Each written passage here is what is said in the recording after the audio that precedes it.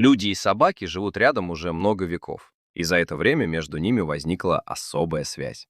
Иногда кажется, что животное способно понять человека намного быстрее, чем он успевает что-либо сказать. Собаки хорошо чувствуют настроение, замечают страх, спокойствие и доброжелательность, а порой словно сразу решают, кому можно доверять. Именно такая история произошла с маленьким белым щенком, который однажды оказался совершенно один на улицах большого города.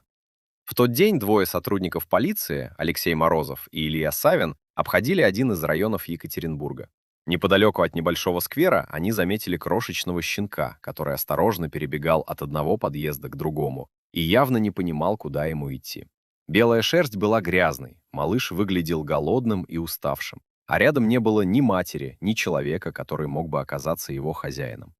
Полицейские остановились и решили проверить, не потерялось ли животное. Щенок сначала держался на расстоянии, но очень быстро перестал бояться. Алексей присел и протянул к нему руку, после чего малыш осторожно подошел, понюхал ладонь и неожиданно сел рядом.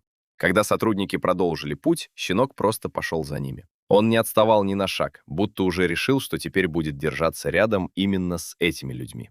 Несколько раз полицейские пытались остановиться и посмотреть, уйдет ли малыш обратно, но тот только садился возле Алексея и ждал. Оставлять его на улице они не захотели.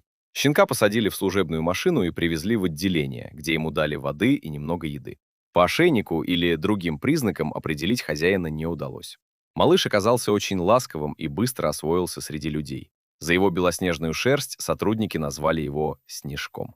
Информацию о найденном щенке разместили в местных сообществах и передали волонтерам, надеясь найти прежнего владельца. Однако никто так и не откликнулся. Все больше становилось похоже на то, что щенка не потеряли, а просто оставили на улице.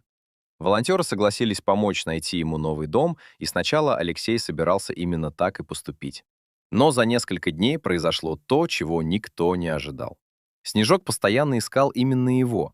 Когда Алексей приходил на работу, щенок сразу оживлялся, бежал навстречу и устраивался возле его ног. Если мужчина уходил в другую комнату, малыш отправлялся следом. Даже среди множества людей он каким-то образом всегда выбирал одного человека. Коллеги начали смеяться, что щенок уже сам решил, где хочет жить. Фотографии Снежка быстро разошлись по местным группам, и многие люди писали, что расставаться с ним Алексею уже поздно.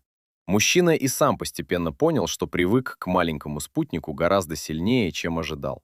В итоге он отказался от идеи передавать щенка в новую семью и оформил его на себя. Так Снежок переехал в квартиру полицейского. Первое время ему пришлось привыкать к домашней жизни, учиться гулять на поводке, не грызть обувь и терпеливо ждать хозяина с работы. Зато с другими животными и людьми он находил общий язык удивительно быстро. Он обожал бегать по траве, играть с мячом, спать после прогулок и больше всего любил лежать рядом с Алексеем. Из испуганного бездомного малыша Снежок постепенно превратился в веселого и уверенного домашнего пса. Иногда одна случайная встреча действительно способна изменить сразу две жизни.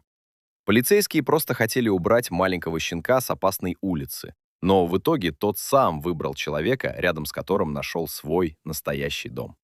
Если вам понравилась эта история, поставьте лайк, подпишитесь на канал и напишите в комментариях, верите ли вы, что животные действительно умеют выбирать своих людей.